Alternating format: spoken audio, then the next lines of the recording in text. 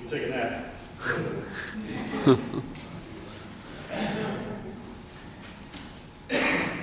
I invite you to stand with me for the reading of the Gospel.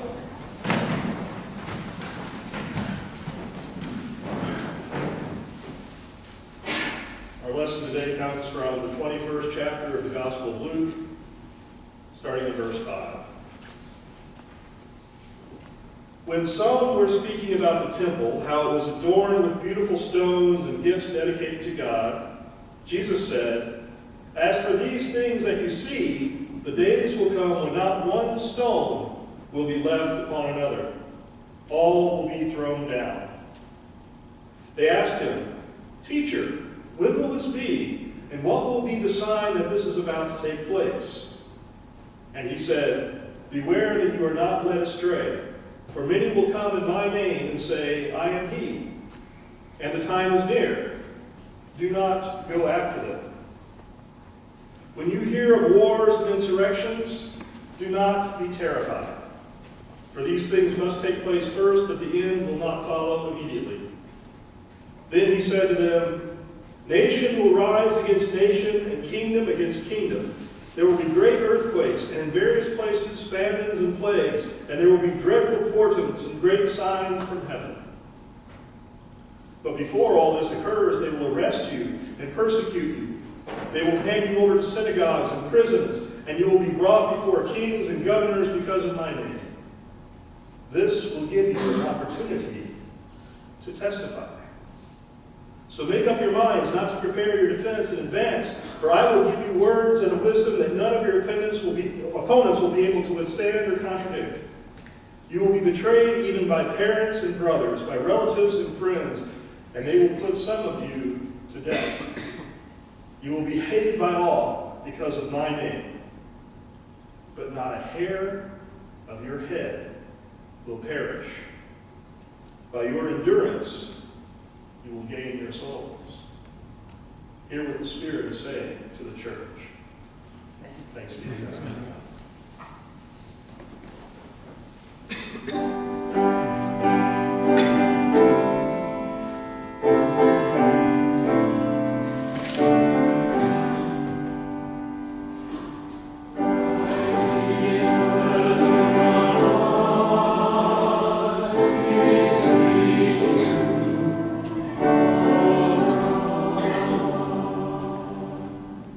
You may be seated.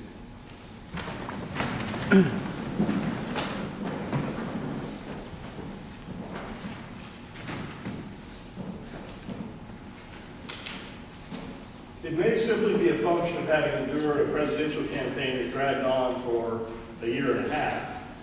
Or it may be that my obsessive rumination on the results of the election have affected my entire worldview. But the next passage from Isaiah 65 sounds to me a lot like a series of campaign promises. And the gospel reading that I just read from Luke 21 reads like a negative campaign ad. I'll show you what I mean. Let's take Isaiah first. "For I am about to create new heavens and a new earth. The former things shall not be remembered or come to mind. If you vote for me, it'll be like a brand new universe. I will make creation great again. So great, in fact, that you won't even be able to remember the bad old days from before. I will rejoice in Jerusalem and delight in my people. No more shall the sound of weeping be heard in it, or the cry of distress. No more shall there be in it an infant that lives but a few days, or an old person who does not live out a lifetime. For one who dies at 100 will be considered a youth, and one who falls short of 100 shall be considered cursed." My plan for health care is so phenomenal that you will forget to die. Infant mortality will be a thing of the past, and people will look with a jaundiced eye on anyone who doesn't reach a century. They shall build houses and inhabit them. They shall plant vineyards and eat their fruit. They shall not build and another inhabit. They shall not plant and another eat. For like the days of a tree shall be the days of my people be, and my chosen shall long enjoy the work of their hands. In my economic plan, Jobs will come back. All the jobs that were lost when the economy changed or manufacturers took their companies to another country. We'll have 0% unemployment and full profit sharing for every employee of every company. I will renegotiate our trade deal so that we will have the advantage. I will cut taxes on corporations to foster job creation. The rising tide will lift all boats. The wolf and the lamb shall feed together. The lion shall eat straw like the ox. But the serpent, its food shall be dust. I will bring peace to the world. I will defend our allies and come to the rescue of all victims of oppression. I will utterly annihilate the Islamic State and Iran and all who would seek to threaten our citizens with harm. The whole world will be made new. If you elect me, everybody will get along. I will work with the other party for the good of the nation. There will be no red states or blue states. There will be the United States. I am the great uniter. Now, the prophet who wrote these words in the 5th or 6th century before the Common Era was claiming to speak for God, of course, and was predicting the golden age of peace and prosperity under God's leadership. But don't some of the claims that political candidates make in our country sound similarly lofty or grandiose? I will eliminate college tuition. I will destroy ISIS. We'll build a wall and make Mexico pay for it. If you like the insurance plan you already have, you can keep it. We will smoke the terrorists out of their holes. Bring them on. I will shut down Guantanamo Bay. Promises, promises. If you vote for me, the world will be transformed into a paradise, and you will get the benefits of all this bounty. You will get the benefits because you are the chosen people. You are special. You are God's favorites. The flip side of all of this positivity can be found in Luke 21. This is the terrifying hellscape you can expect if my opponent wins. Nation will rise against nation and kingdom against kingdom. There will be great earthquakes and in various places famines and plagues, and there will be dreadful portents and great signs from heaven. My opponent is so clueless, so lacking in leadership abilities, that the world will fall apart under his or her watch. He will get us embroiled in conflicts we have no business being involved in. She will embolden our enemies. He will abandon our allies. My opponent has no plan to respond to natural calamities or international intrigues. Her foreign policy will be a disaster.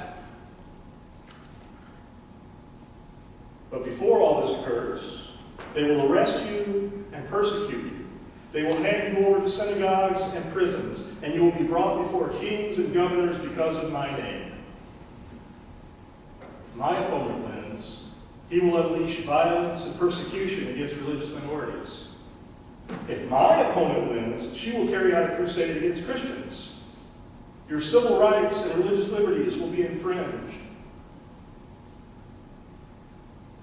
You will be betrayed even by parents and brothers, by relatives and friends, and they will put some of you to death. You will be hated by all because of my name. My opponent is such a divisive figure that the rifts in our society will never be healed, but will only grow wider. The inevitable result of her victory will be armed conflict. If he wins, blood will run in the streets. I suppose it's natural in a political campaign to tout your own virtues and highlight your opponent's failings. But what we saw in the presidential contest just concluded beats anything else I have ever seen in my lifetime. Negative campaigning, proven to be a winning strategy decades ago, has been honed and perfected by candidates and their advisors to such an extent that it's hard to imagine our politics ever returning to civility and respect. I hope I'm wrong about that, but I don't think I am. In this election, the rhetoric was not so much negative as apocalyptic.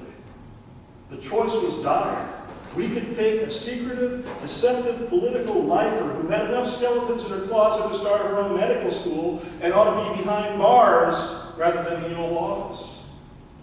Or we could choose a misogynist race baiter who boasted about committing sexual assault and gleefully fanned the flames of his supporters' basest impulses. To choose Hillary Clinton would be to surrender your individual liberties, allow foreign powers to dominate and manipulate us, and let thousands of terrorists, drug dealers, murderers, and rapists into our country with impunity.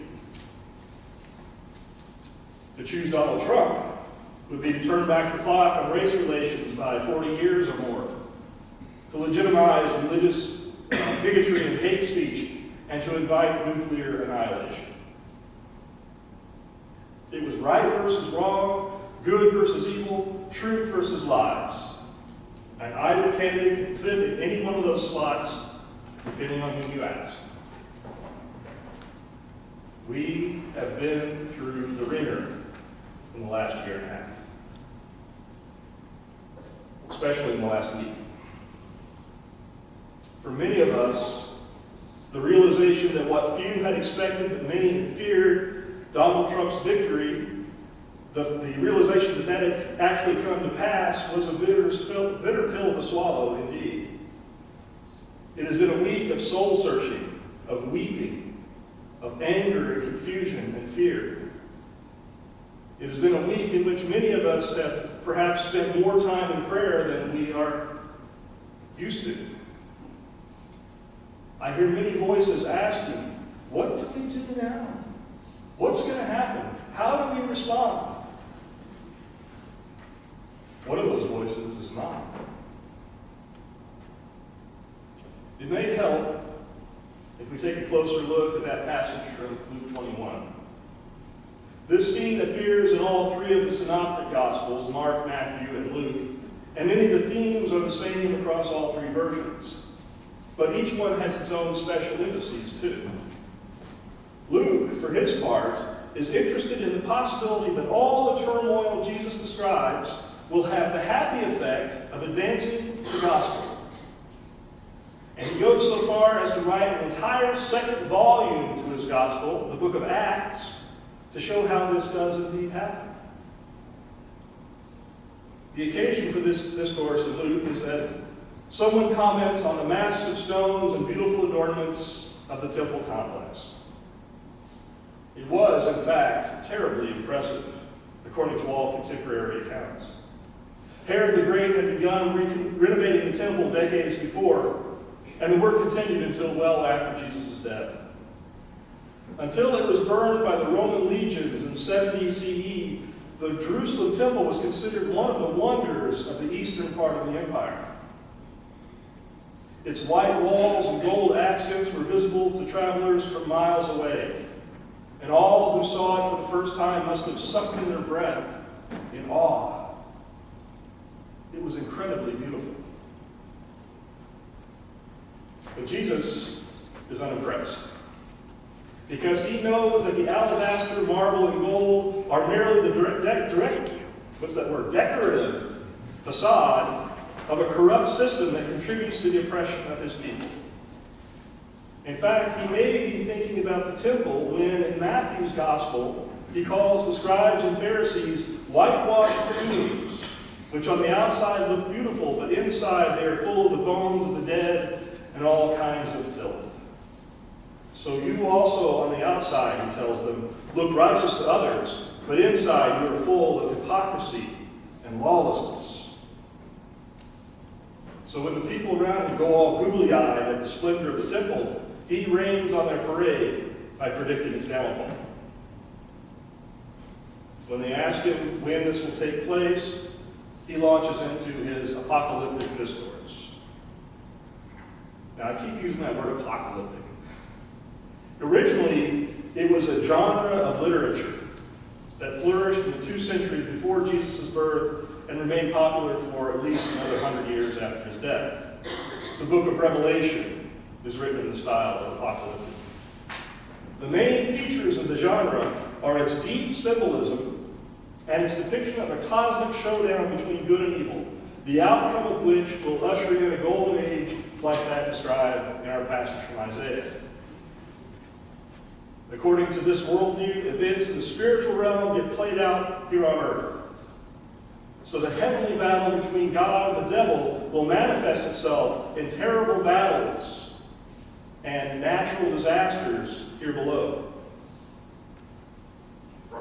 In Luke's version of this little apocalypse, Jesus focuses on the persecution that will come to those who follow his way. He warns them that they will be subject to arrest, betrayal, imprisonment, and in some cases, even execution. He predicts that everyone will hate them because of their allegiance to him. It seems like a bleak forecast for the Jesus movement, but he sees in it a silver lining. When they are brought before the kings and governors, he says, this will give you an opportunity to testify. And he promises to empower them to bear witness to the truth and proclaim God's reign right in the belly of the beast known as the domination system. They may be put to death, but he promises not a hair of your head will perish. By your endurance, you will gain your souls. But this word is not just for his first century disciples, it is for us as well. Terrible things may happen in the coming years, but this will give us an opportunity to testify. We may witness a coarsening of public life, the likes of which we have not seen in ages, but this will give us an opportunity to testify. We may come in for criticism or persecution or violence when we speak up for justice and stand in solidarity with our neighbors who are immigrants or Muslims or gay or transgender or who don't meet the standards of Trump's more hardcore followers for what makes one a real American. But this will give us an opportunity to testify. And what we have to testify about is the unfathomable, inexhaustible, matchless love of God that embraces all of creation and draws us all gently but inexorably into deeper communion with the divine center, with the world God loves, and with one another. We will testify to the boundless grace that has brought us out of the darkness of self-centeredness, sin, and isolation, and into the light of love and community. We will testify about the way God has obliterated the walls that once separated us and kept us in fear and suspicion of the other, so that now we find our enmity replaced with oneness in Christ. We will testify that the reign of God is already present in these circumstances and will someday be the rule rather than the exception. In the words of the prophet, the earth will be full of the knowledge of God as the water covers the sea.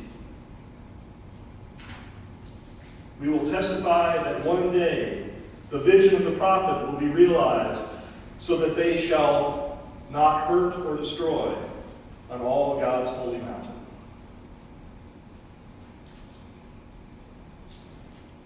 Terrifying things may happen. But Jesus tells us explicitly in verse 9 of the gospel lesson, do not be terrified. Wrong may seem triumphant, but the advice the writer gives the Thessalonians is for us as well. Brothers and sisters, do not be weary in doing what is right.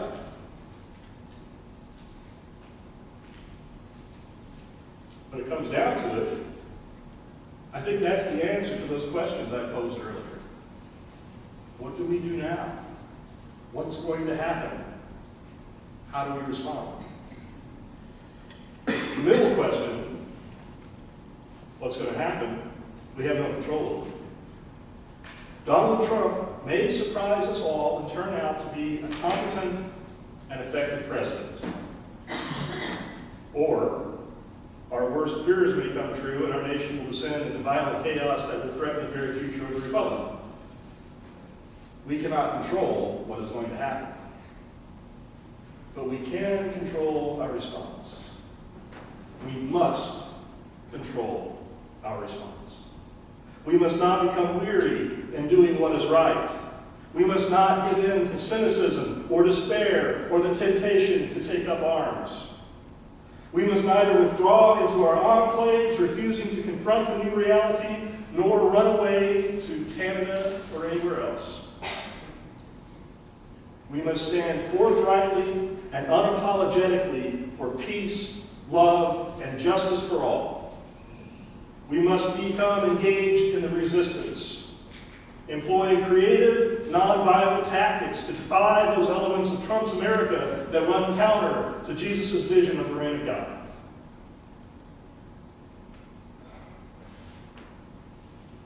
There is good news, and that is that the prophets dream of the new heaven and new earth, where people live in security and abundance, where violent conflict is a relic of the past, where even the fiercest of enemies are reconciled and cosmic harmony overcomes discord.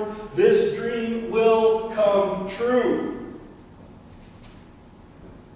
No human machinations, no quirks of history, no antiquated electoral systems can thwart the purposes of God for long. The destination, as Dr. King pointed out to us, of the moral universe is justice, no matter how long its arc or how many detours it has to take along the way. Love will win. Do not be terrified.